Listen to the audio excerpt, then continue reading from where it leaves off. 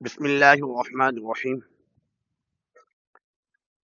اسلامیات کے پیپر میں section C note آتا ہے اکثر حضرت امام جعفر رحمہ اللہ کے بارے میں اور حضرت امام ابو حنیفہ رحمہ اللہ کے بارے میں اور باقیوں کے بارے میں بھی۔ تو اب لکھنے کا طریقہ کیا ہے؟ غور سے سنیے گا۔ ان کی دینی خدمات، ان کی زندگی پر ایک نوٹ لکھنا ہوتا ہے۔ تھوڑی سی باتیں یہ پتہ ہونی چاہیے کہ نام تو ان کا ہے نعمان، ان کے والد کا نام ہے ثابت، نعمان بن ثابت، اور ان کی بیٹی تھی اس کا نام تھا حنیفہ، تو وہ کنیت بنی ابو حنیفہ۔ 70 ہجری عراق کے شہر کوفہ میں پیدا ہوئے ہیں اور 150 ہجری میں وفات پائی، تقریباً عمر مبارک 80 سال، اور بغداد میں ان کا مزار ہے، مقبرہ ہے۔ بہتر ہے کہ آپ ایسی ہیڈنگز ایک ساتھ لکھ دیں۔ تقریباً جو ہے 10 نمبر کا سوال ہوتا ہے، تو تقریباً اگر 8 بھی اس طرح ہیڈنگز بنا لیتے ہیں تب یہ مناسب ہے۔ اب اس میں لکھیں گے کیا؟ اوپر لازمی سوال نمبر لکھا کریں، یہ لکھیں حضرت امام ابو حنیفہ کی زندگی اور دینی خدمات پر نوٹ، پھر ساری ہیڈنگز ایک ساتھ بنا لیں تو اچھی بات ہے۔ اس کے بعد لکھیں گے ولادت۔ حضرت امام ابو حنیفہ رحمہ اللہ نہایت بلند شان اور مرتبے والی شخصیت ہیں۔ تابعین ہونے کا بھی شرف حاصل ہے کیونکہ انہیں جو ہے صحابہ کو دیکھا تھا۔ جو صحابہ کو دیکھتے ہیں وہ تابعین، اور جو تابعین کو دیکھیں ایمان کی حالت میں انہیں تبع تابعین کہتے ہیں، اور جو حضور صلی اللہ علیہ وسلم کو ایمان کی حالت میں دیکھیں انہیں صحابی کہتے ہیں۔ تو یہ تابعین ہیں، بعد میں پیدا ہوئے ہیں صحابہ کے بعد۔ فقہ حنفی، فقہ اسلامی کے پہلے مدون ہیں، انہوں نے تدوین کیا۔ 699 عیسوی 80 ہجری میں کوفہ میں پیدا ہوئے ہیں، عراق کے ایک بہت ہی خوشحال گھرانے میں۔ آپ کا جو خاندان تھا وہ تاجر تھے، کپڑے کی تجارت سے مشہور تھے۔ آپ کی بھی کپڑے کی دکانیں تھی، کپڑے کا کام کیا کرتے تھے۔ اس کے بعد حسب و نسب، امام ابو حنیفہ کا پورا نام جو ہے نعمان بن ثابت۔ آپ کے آباء و اجداد فارس کے رہنے والے تھے۔ آپ خود ابو حنیفہ کی کنیت استعمال کرتے تھے۔ کوفہ اس وقت علم کا مرکز تھا، اور اس وقت بہت سے صحابہ کرام رضی اللہ عنہم مجمعین حیات تھے۔ آپ کے والد جو ہے حضرت ثابت رحمہ اللہ بچپن میں حضرت علی رضی اللہ عنہ کی خدمت میں لائے گئے، تو حضرت علی رضی اللہ عنہ نے آپ اور آپ کی اولاد کے لیے برکت کی دعا فرمائی، جو ایسی قبول ہوئی کہ امام ابو حنیفہ رحمہ اللہ جیسے عظیم محدث و فقیہ اور خدا ترس انسان پیدا ہوئے۔ تھوڑا سا یہ لکھ دیا۔ پھر تعلیم و تربیت، حضرت امام ابو حنیفہ نے بچپن ہی میں قرآن مجید حفظ کیا، اور امام عاصم کوفی رحمہ اللہ سے تجوید کہ قرآن مجید کو کیسے پڑھنا ہے، مخارج کتنے ہیں، تو تجوید جو ہے وہ آپ نے امام عاصم کوفی سے حاصل کی۔ اور تجارت، کپڑے کا کاروبار تھا، اس میں مصروف رہے۔ ایک مرتبہ ان کی ملاقات جو ہے بہت ہی بڑے محدث، حدیث کو نقل کرنے والے جیسے شیخ الحدیث ہوتے ہیں، نام ان کا تھا امام عامر شعبی، امام عامر شعبی رحمہ اللہ سے ہوئی۔ انہوں نے ان سے مصروفیت پوچھی، کیا کر رہے ہو آج کل؟ کہا کہ بھائی کپڑوں کا بزنس ہے، کپڑوں کا کاروبار کر رہا ہوں۔ اور فرمایا میں آپ میں ذہانت اور وسیع بیدار ذہن، یعنی کہ آپ کا جو ذہن ہے وہ بہت ہی وسیع ہے اور جھاگا ہوا ہے، بیدار ہے، موقع محل کی مناسبت سے آپ ہر چیز کو سمجھتے ہو، بہت ہی ذہین اور فتین ہو۔ میرا مشورہ یہ ہے کہ کپڑے کا کاروبار تو کسی اور سے بھی آپ کروا سکتے ہیں، کوئی اور دکان بیٹھے، آپ کبھی کبھار چل لیا کریں، دیکھ لیا کریں، جو چیز ضرورت ہو، جو چیز بک گئی ہے حساب کتاب لے لیا کریں، مال لا دیا کریں، کوئی اور کام کریں۔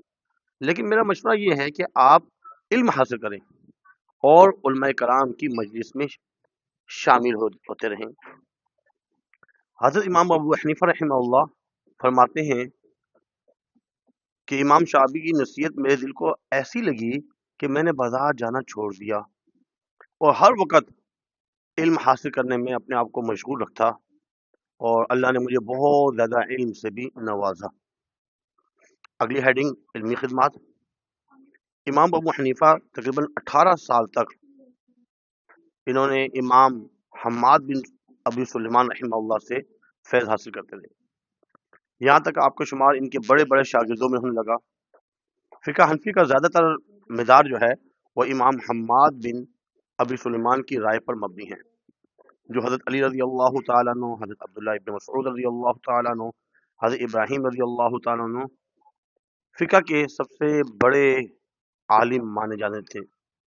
آپ نے سب سے پہلے کوفے میں علم حاصل کیا، جو اس وقت بہت بڑا ایک علمی مرکز تھا۔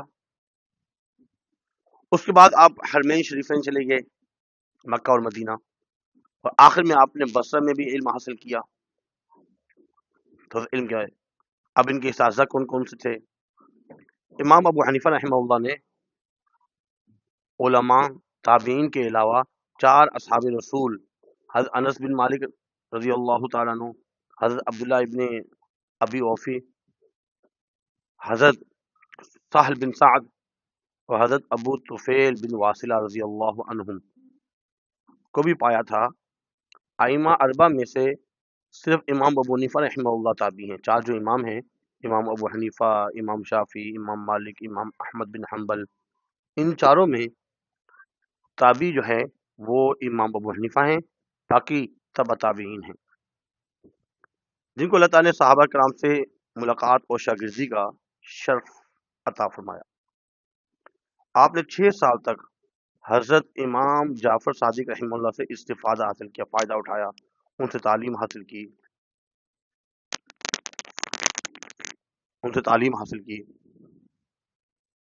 اور سب سے زیادہ حضرت امام حماد رضی اللہ تعالیٰ سے تعلیم حاصل کی۔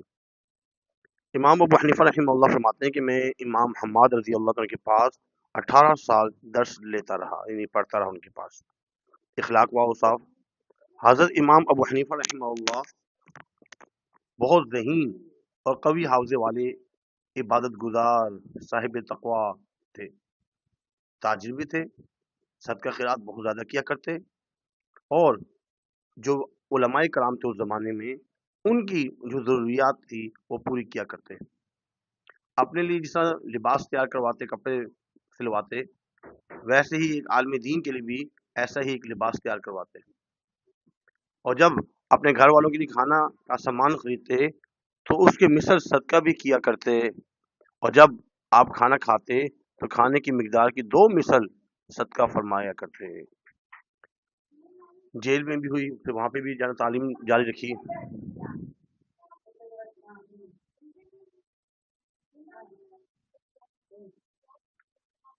ایک وقت ایسا بھی آیا کہ عباسی خلیفہ ابو جعفر منصور نے حضرت امام ابو حنیفہ کو ملک کے قاضی ہونے کا مشورہ دیا، لیکن آپ نے معذرت چاہی تو وہ اپنے مشورے پر اصرار کرنے لگا، چنانچہ آپ نے صراحتاً انکار کر دیا اور قسم کھا لی کہ وہ یہ عہدہ جو ہے قبول نہیں کر سکتے، جس کی وجہ سے 146 ہجری میں آپ کو قید کر دیا گیا، اور امام ابو حنیفہ رحمہ اللہ کی علمی شہرت کی وجہ سے قید خانے میں بھی، جیل میں بھی آپ تعلیمی سلسلہ جاری رہا، اور امام محمد جیسے محدث فقیہ نے جیل ہی میں امام ابو حنیفہ سے تعلیم حاصل کی۔ وفات۔ امام ابو حنیفہ کی وفات تقریباً 150 ہجری میں ہوئی۔ 50,000 لوگوں نے نماز جنازہ پڑھی، اور بغداد کے ایک قبرستان خزران، وہاں پہ آپ کو سپرد خاک کیا گیا۔